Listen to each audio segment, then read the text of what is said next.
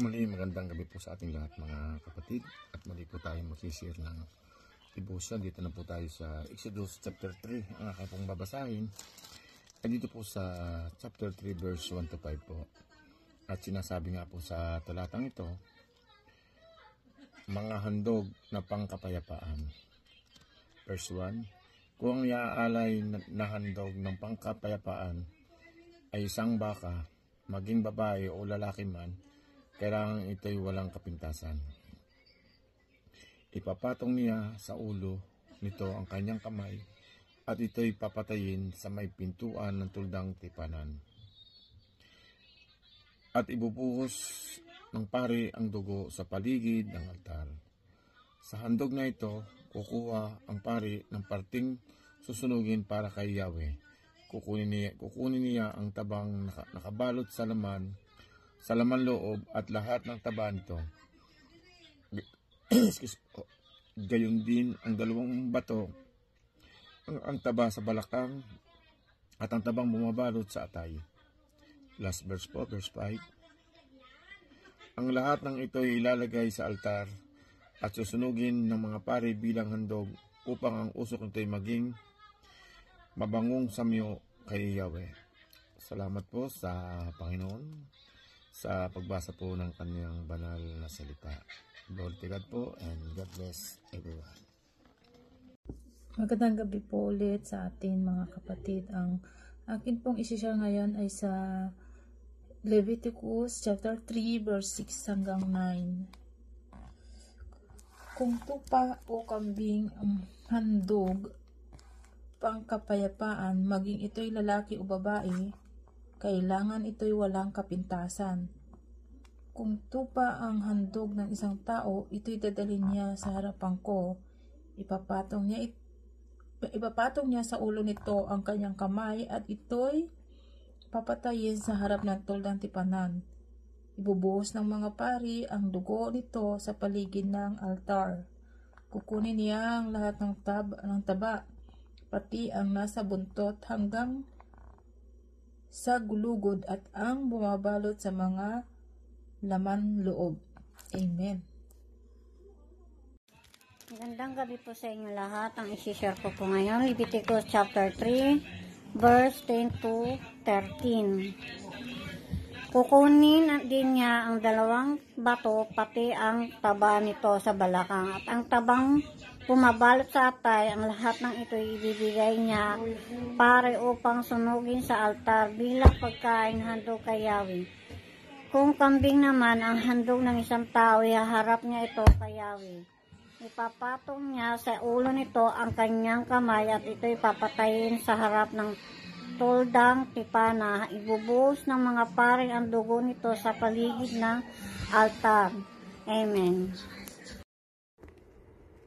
CC verse Leviticus 3 verse 14 to 17. Pagkatapos kukuha ang pari ng bahagi na susunugin niya para sa Panginoon mula sa handog na ito, kukunin niya ang lahat ng taba sa lamang loob, ang mga bato at ang taba nito, pati na ang maliit na bahagi ng atay. Ang lahat ng ito ay susunugin ng pari sa altar bilang handog na pagkain.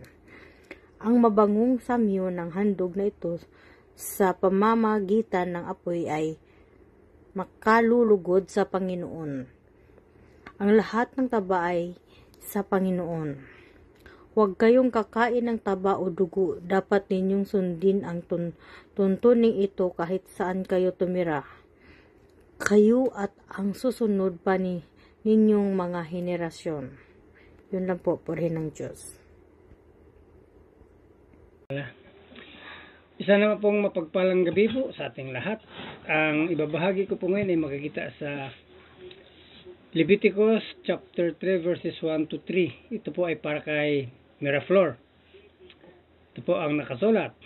If your offering is a fellowship offering and you offer an animal from the herd, whether male or female, you are to present before the Lord an animal without defect. You are to lay your hand on the head of your offering and slaughter it in the entrance to the tent of meeting. Then Aaron's sons, the priest, shall splash the blood against the sides of the altar.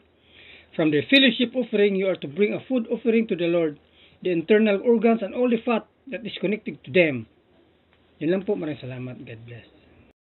Mylene verse. Leviticus 3 verse 4 to 6. Both kidneys with the fat on them near the loins and the long lobe of the liver, which you will remove with the kidneys. Then Aaron's sons are to burn it on the altar on top of the burnt of offering that is lying on the burning wood. It is a food offering, an aroma pleasing to the Lord.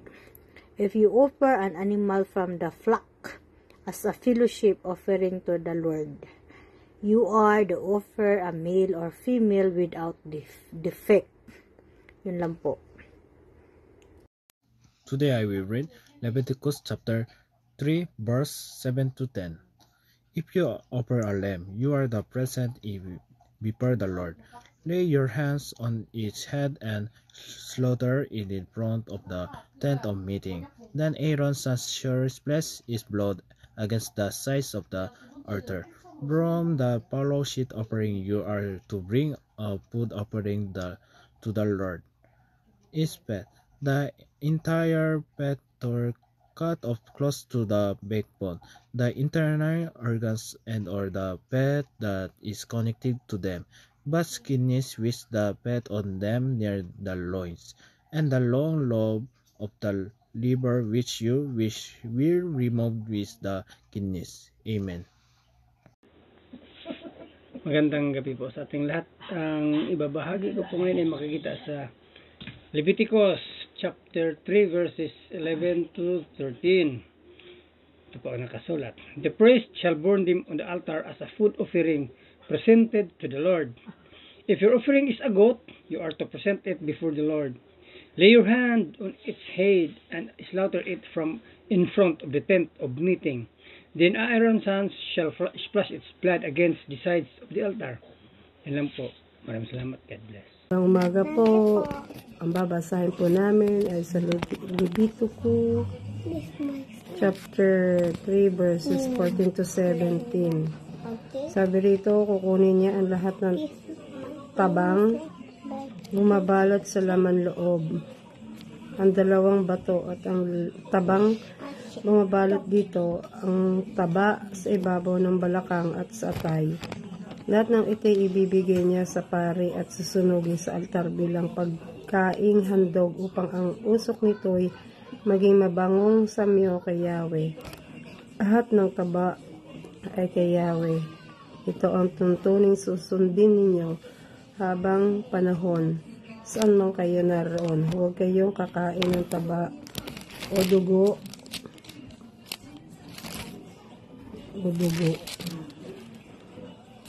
Hanggang dito na lamang po, purihin Diyos sa pagbabasa ng kanyang mga salita.